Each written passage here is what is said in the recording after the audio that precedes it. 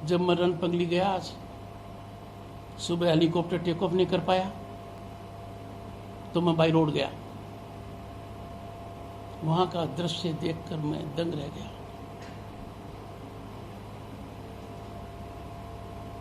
उनके आंसू नहीं थम रहे थे। वो कह रहे थे हमें मार देंगे, हम वापस आएंगे तो हमारी सुरक्षा कौन करेगा? हमें वो नहीं छोड़ेंगे। अब तो उनको पता लग गया कि कौन कौन यहां आए हैं, तो चुन चुन कर मारेंगे। क्या ये डेमोक्रेसी है? क्या ये सिविल सोसाइटी है? देश और प्रांत की मानव अधिकार संस्थाएं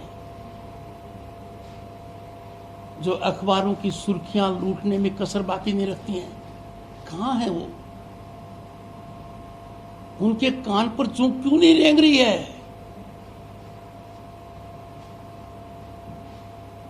क्यों वो इनिशिएटिव नहीं लेते? किनको प्रताड़ित किया जा रहा है बंगाल में, ये आप सब जानते हैं। कौन प्रताड़ित कर रहा है? किन लोगों को कानून को अपने हाथ में लेने की इजाजत दे रखी है? ये किसी से छिपा हुआ नहीं है, ये ओपन सीक्रेट है। मैंने उन लोगों को हौसला दिया है, आप वापस आइए। I will take the bullet on my chest. मैं मुख्यमंत्री से चर्चा करूंगा, सकारात्मक रवैये से चर्चा करूंगा। उनको मैंडेट मिला है, उनको कन्फ्रंटेशन छोड़ना चाहिए, उनको अपना गियर बदलना चाहिए। टकराव टकराव टकराव, आखिर ये टकराव कब तक है? ये टकराव किससे? भारत के संविधान से, फेडरल स्ट्रक्चर से, राज्यपाल से, केंद्र सरकार से, इलेक्शन कमीशन से, सेंट्रल फोर्सेस से? ये हो क्या रहा है? रणपगली के अंदर प्रोटोकॉल के तहत स्पेशल डायरेक्टर जनरल पुलिस थे, वहां के कमिश्नर थे, वहां के कलेक्टर थे, वहां के एसपी थे, और जिस प्रांत में मैं राज्यपाल हूं वहां वो नदारत है। यह संकेत देता है कि इंडियन एडमिनिस्ट्रेटिव सर्विस और इंडियन पुलिस सर्विस के जो अधिकारी यहां पर हैं उनको आत्मचिंतन करना चाहिए। इतिहास कभी उनको माफ नहीं करेगा। वो राजनीतिक कठपुतली बन गई हैं, वो राजनीतिक कार्यकर्ता बन गए हैं। उनका अपराध बहुत भयानक है। उनकी रीढ़ की हड्डी कमजोर हो गई है। जिसको स्टील फ्रेम कहा जाता था उसके उन्होंने जंग लगा दिया है, और जनता इसका खामियाजा भुगत रही है। मेरे कानों में ये बातें आ रही हैं, कई जगह से आ रही हैं कि सेकेंड वेव और आने वाली है। वो इससे ज्यादा भयानक होगी, आतंक की, लोगों को प्रताड़ित करने की। मैं काफी परेशानी में हूं। कारण पूरे प्रांत में मुख्यमंत्री ने, उनका अधिकार है, उनको ये करना चाहिए था चुनाव प्रचार, मुझे उस पर कोई टिक्का टिप्पणी नहीं करनी है, पर अपनी चोट के बावजूद उन्होंने प्रचार किया। आई सल्यूट है। पर चोट ठीक होने के बाद प्रांत के हर कोने में बलात्कार, हत्या, आर्सन, लूट, लोगों का घर छोड़ना, लोगों पर अत्याचार होना, एक पार्टी के कैंडिडेट के ऊपर आक्रमण, बूथ के ऊपर आक्रमण, महिला और बच्चों ने क्या क्या बर्दाश्त नहीं किया है, कितनी बार बर्दाश्त नहीं किया है। क्या वो कहीं गई? क्या एक आंसू बहाया? क्या किसी को भेजा? क्या कंपेंसेशन का सोचा? क्या रिहेबिलिटेशन का रास्ता अपनाया? मुझे कुछ नजर नहीं आया। ये ठीक नहीं है। ये बहुत गलत दिशा में हम जा रहे हैं। और सबसे पहले तो मुझसे शिकायत है, ऐसी परिस्थिति को मैं कैसे बर्दाश्त कर सकता हूं। तभी मैं निकला वहां से। मैं आपसे भी हाथ जोड़कर विनती करता हूं, आप प्रजातंत्र के फोर्थ पिलर हैं, क्या आपको ये सब कुछ दिखाई नहीं देता? आप उन स्पोर्ट्स पर क्यों नहीं जाते? उन लड़कियों से पूछो जिनको दूसरी बार बुलाने का डर लग रहा है, क्योंकि पहली बार क्या हुआ है।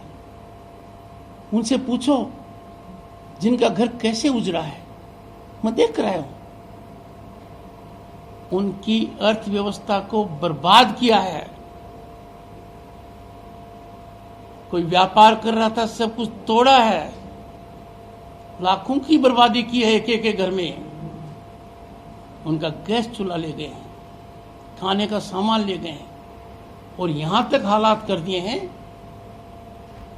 कि जहां जहां मैं गया वहां वहां एक बात कही उन्होंने, अब हमें कौन बचाएगा। इसका नजारा मैंने दिनहाटा में देख लिया। 10 से कम लोग, यदि अगर राज्य के राज्यपाल की गाड़ी को रोक सकते हैं तो आम आदमी की तो क्या औकात है। आम आदमी के कोई मानवाधिकार नहीं है, कोई फंडामेंटल राइट नहीं है। आप भी जगिए, अपना कर्तव्य कीजिए। I take some questions. Sir, जैसे कि आपने बताया कि खड़े होकर बताइए। जैसे कि आपने बताया कि दिनाटा में ऐसा स्थिति है, असम में बहुत सारे लोग वाकई उठे हुए हैं, तो finally what is the outcome? क्या हम लोग किसी के तरफ जा रहे हैं? आपका ऑब्जर्वेशन क्या है? अपने कहाँ जा रहे हैं इस विषय को एक बार छोड़ दीजिए। आपसे गुजारिश करता हूं, क्या मीडिया वहां गया? जिन लोगों ने अपना घर छोड़कर दूसरे प्रांत के अंदर रहे, गया? नहीं गया। क्यों नहीं गया? मुझे उस दिन का डर लगता है जिस दिन मीडिया डर जाएगा। वो दिन आज मेरे सामने है। जहां भी गया मैंने पूछा कोई पत्रकार आया क्या? कल नहीं आया। हम कहां जा रहे हैं? आदमी घर क्यों छोड़ता है?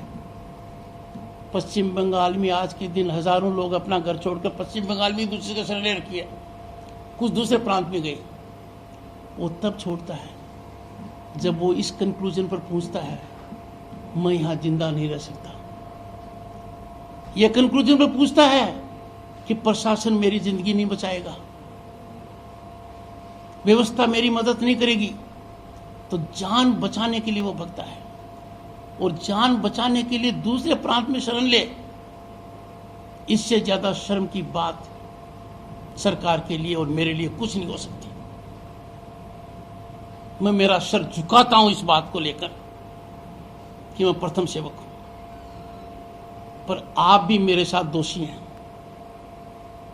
मेरे साथ तो कुछ पत्रकार गए, आप कहीं क्यों नहीं गए?